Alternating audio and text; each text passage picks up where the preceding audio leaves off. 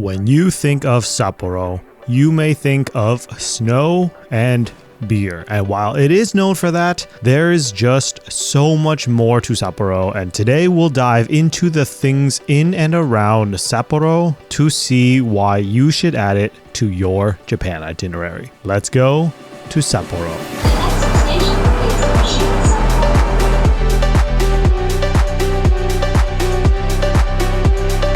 Hey guys, Hoang here, and today we are going to dive into the snow and the beer of Sapporo and plenty more. Some people love Sapporo. So let's look into Sapporo and see why people love it so much. Sapporo is Japan's 5th largest city by population and is an amazing place to get food. Sapporo also hosted the Winter Olympics in 1972, as Sapporo and the Hokkaido area are known for getting a lot of snow. And we're talking a lot of snow. Sapporo receives around an average of 4.8 meters to 6 meters, or 15 feet 9 inches to 19 feet 8 inches of snow per year, and is the second snowiest city in the world. This record is only beaten by Omori City, which is also in Japan and is surprisingly farther south than Sapporo, but the unique geography of that location makes the city average a staggering 7.9 meters or 26 feet of snow per year, making it the most snowy city in the world. Sapporo averages a lot of snow, and that means a lot of snow-related activities, like one of the most famous events in Sapporo and the first item on our list, the Sapporo Snow Festival. The 2026 Snow Festival dates are February 4th through the 11th. The festival itself first started in 1950 when a few school students built some snow statues in Odori Park, and it has grown into one of the biggest snow festivals in the world and attracts over 2 million visitors per year, which, if you think about 2 million people coming to the city over a 1-week span, you can already imagine how expensive hotel rooms are going to be. The festival takes place along 3 different sites, with the main location at Odori Park, which is a long 1.5 kilometer or nearly mile long park. The other 2 sites are the Susukino site and the Su Dome site. The sculpting and preparations for the event begin up to a month before the event itself, as people work to create large and stunning snow and ice sculptures to participate in the International Snow Sculpture Contest, which started in 1974. In total, there are around 400 snow and ice sculptures at the festival, so you will have plenty to look at as you explore and enjoy the festival. Some of the larger sculptures can be over 15 meters or 50 feet tall and 25 meters or 82 feet long. The sculptures are also lit up at night, so you don't have to come just during the day. The Susukino site hosts many of the ice sculptures and exhibits around 100 of these sculptures in this popular district. The Su Dome site is a little bit farther out than the other 2 sites, but this location is more family friendly, with snow slides and snow rafting along with more sculptures and snow activities. All in all, the Sapporo Snow Festival is the largest snow festival in Japan and one of the biggest events of the year in Sapporo, so it is worth checking out. But again,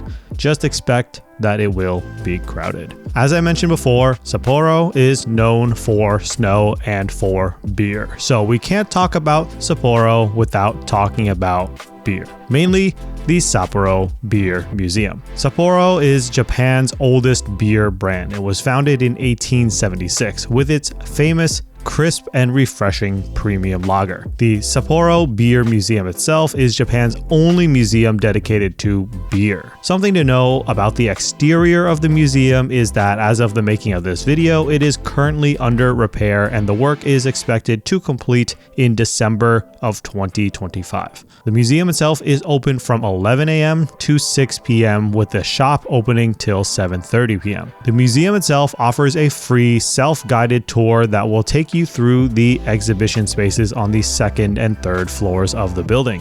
The path will walk you through the range of historic items from the history of Sapporo beer. It takes around 15 to 20 minutes for you to make your way through the exhibition, and no prior reservations are required. The self-guided tour starts on the 3rd floor of the building and will make its way down a one-way path to the 1st floor, where it ends at the Star Hall, which is a tasting area for you to try different Sapporo beers, and costs range from 450 yen to 1,200 yen for the beers, or roughly $3 to $8 and 200 yen or a bit over $1 for non-alcoholic beers or soft drinks. If you want a deeper dive into the history of Sapporo beer, then you can take the paid guided tour, which takes around 50 minutes and is limited to 20 people per tour time. This guided tour, in their words, will allow you to witness the dramatic visual retelling of the history of Sapporo beer through their impactful 6K theater. Afterwards, you can enjoy a tasting of the Sapporo draft beer Kuru label, which is a recreation of one of the original brews from the founding days of Sapporo beer. Or for adults who cannot drink alcohol, they can choose from a non-alcoholic beer menu and the soft drinks menu. This tour costs 1,000 yen for adults, which is around $7, and you don't have to be of drinking age in Japan to go on this tour, which is 20. Anyone under drinking age will be able to select 2 drinks from the soft drink menu. The tour is entirely in Japanese, with audio guide devices available in English and Korean, and that costs an additional 500 yen per device. You can book this tour online up to 4 weeks prior to your tour date. Alright, now that we've talked through the Snow Festival and the Beer Museum, let's look at other things Sapporo has to offer, starting with the Sapporo Factory. So this is actually a shopping and entertainment area that was built on the site of the Sapporo Kaitakushi Brewery and includes some of the old red brick brewery buildings, which were the first beer breweries in Japan. This complex was first opened in 1993, and there are around 160 shops, restaurants, and activities located here. There is a small functioning brewery in the building, and you can try some of its beer here in the beer hall. This is a lively place to go and both experience some of the beer history of Sapporo, but also enjoy shopping and restaurants all in one convenient location. Speaking of restaurants, if you are in Sapporo, there are a few must-try foods here. Some people argue that Sapporo has the best food in Japan, and Sapporo and the Hokkaido region are known for having really fresh seafood and a few key dishes, one of which being soup curry. This dish is what it sounds like: curry with the consistency of soup and packed with veggies and meat. If you want to get some soup curry, then go to Sama Curry and Cafe, where you can choose from their 5 different kinds of curries, add additional ingredients, and then choose your spice level from 0 to 30, with 30 being the most spicy. Then finish it off by choosing your amount of rice and soup.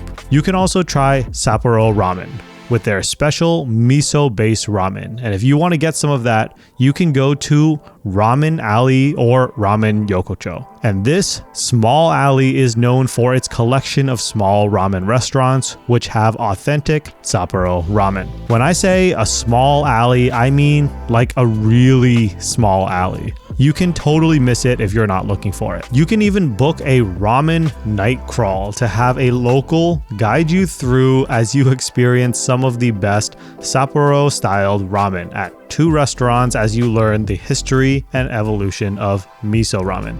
Though all of this comes at a steep cost. So personally, I don't know if this is worth it unless you are a history-loving ramen connoisseur. Make sure to spend plenty of time eating in Sapporo and enjoy all of the amazing food here. If you want to learn to make some amazing food, you can also take the Soba noodle making class at a restaurant in Sapporo. This is a family-friendly activity and children can participate as well, as you are all guided by the Soba Soba chef to learn the entire process from prepping the ingredients like buckwheat flour to cutting the noodles as you use real utensils that are used in the shop. Hokkaido is Japan's #1 soba producer, accounting for over 50% of the nation's buckwheat harvest. So if you are looking to learn how to make soba noodles, there is no better place to learn than here in Sapporo. Now, one of the sites that hosts the Sapporo Snow Festival is Susukino, which is Japan's largest entertainment district north of Tokyo. If nightlife is your thing, then you will find plenty of bars, clubs,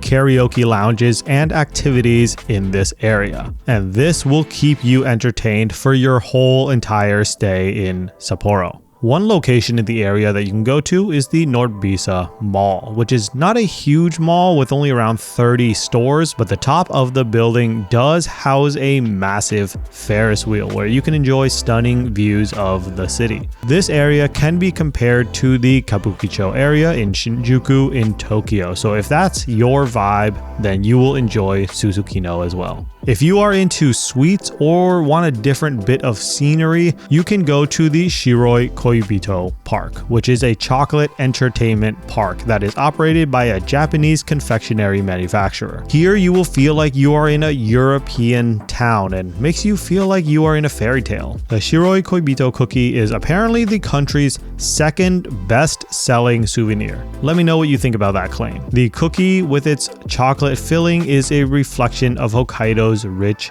dairy culture. The park itself has plenty of exhibitions featuring chocolates and the famous cookie, and of course, you can sample them as well. In their Sweets Cafe, you can purchase plenty of tasty items and some exclusive treats that can only be found here. There are some paid attractions here, like the Chocotopia House, where you will learn the secrets of chocolate and learn more about the revolutions that have brought us the chocolate that we know and love today. You can also make a reservation for the Sweets Workshop Dream Kitchen, where you will take a cookie making course and a chocolate making course. There is plenty to do and see here, and if you are into sweets, then this is a must visit spot. If you want to get an amazing view of the city, you can go to Mount Moiwa, which is one of the mountains southwest of the city of Sapporo. To get to the top of the mountain, you will take the Mount Moiwa ropeway, which takes you mostly up the mountain, and then you will transfer to the Morris car, which is a smaller cable car that will take you directly to the top. At the top of the mountain, you will find an observation deck, which is one of the Lovers Sanctuary satellite locations, meaning it's a romantic spot to be. There is a bell surrounded by lights for you and your lover to stand and ring, all surrounded by the famous love locks that couples put up at various romantic locations here and around the world. There is a restaurant at the top as well if you want to enjoy a romantic meal here as you overlook the city. If you make your way a bit further outside of the city to the south, you will find the Makomane Takino Cemetery, which is one of the largest cemeteries in Japan and is a popular tourist attraction due to its unique statues and architecture. When you enter, you are greeted by a procession of Easter Island heads, or moai, with the tallest ones being around 9.5 meters tall or 31 feet tall. You will also find a full Stonehenge replica here as well. The cemetery does have a cafe which serves food and a special moai curry. There's a lot of stunning architecture here, including the next item on our list, the Hill of Buddha. This statue was made by the world-renowned architect Tadao Ando, and the way it was designed makes it quite unique, as above, the head pops out of the hill, which is decorated with around 150,000 lavender plants. But if you walk through the 40-meter or 131-foot tunnel, you will be greeted with the full statue surrounded by a dome. The statue itself is 13.5 meters tall or 44 feet tall. Next, a bit farther south, if you want a day trip from Sapporo, we have the Jigokudani, or Hell Valley. This area has many steam vents and sulfurous streams, among some other volcanic activity, and this all feeds the nearby Noboribetsu Onsen, which is one of Japan's top onsen resorts. The onsen is often called the department store of hot springs, as this area has 9 different types of mineral-rich hot spring water, with a daily discharge of around 100,000 tons. This area is surrounded by these bubbling springs and steam vents, which all contribute to the name Hell Valley. It is a little reminiscent of Yellowstone National Park in the United States, though the hot springs here make it quite unique. The landscapes here are also breathtaking and definitely worth a stop to check out. Heading back to the city and going west this time, you will find one of the top ski resorts in Sapporo, and one of the nominees for the top ski resort in Japan by the World Ski Awards. This is the Sapporo Tene Resort. This ski resort holds the Olympic torch platform that was used in the 1972 Sapporo Olympics. This resort also houses some of the runs used for some of the ski events then. The ski resort has plenty of trails, and the view of Sapporo from the mountains as you ski down make it an amazing spot to be. A bit farther west, you have the Nika Whiskey Yoichi Distillery, which if you're into whiskey can be a great stop along with the Sapporo Beer Museum mentioned earlier. This distillery was founded in 1934, and you can get a tour of the facility with their free guided tour, which lasts around 70 minutes and is conducted in Japanese. You will also get to sample some of their alcoholic beverages. You just need to register online for the tour in advance. A bit farther west from here, you will find Cape Kamui, which is a scenic 80 meter or 262 feet tall cliff that sticks out into the ocean. It's very picturesque, and it is a great hike along the 770 meter or half-mile trail. At the entrance of the trail, there is a sign that says that women were once forbidden to enter this area, and this seems to date back from the olden days when there were no defined paths or handrails and women stayed away because of how dangerous it was. But today, everyone is free to enter, and there is both a path and handrails to keep everyone safe, as it does get quite windy here.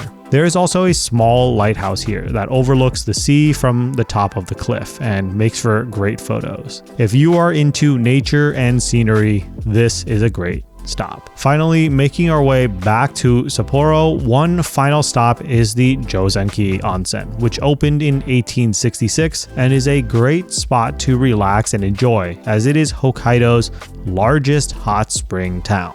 The hot springs here are known for their mineral-rich waters and stunning scenery, especially during the autumn foliage. There is an abundance of places to stay of differing styles, from full resorts to smaller ryokans, with varying public and private baths. So depending on what kind of experience you want, there's plenty of options to choose from, and enjoy the relaxing waters here after all of the walking in the cold winter of Sapporo. The city of Sapporo and the surrounding area offer plenty to do, and people make trips to Japan just to go to Sapporo and Hokkaido. And there is still so much I didn't get to cover in this video. What's your favorite thing in Sapporo? Let me know in the comments section down below, and I will see you guys in the next one.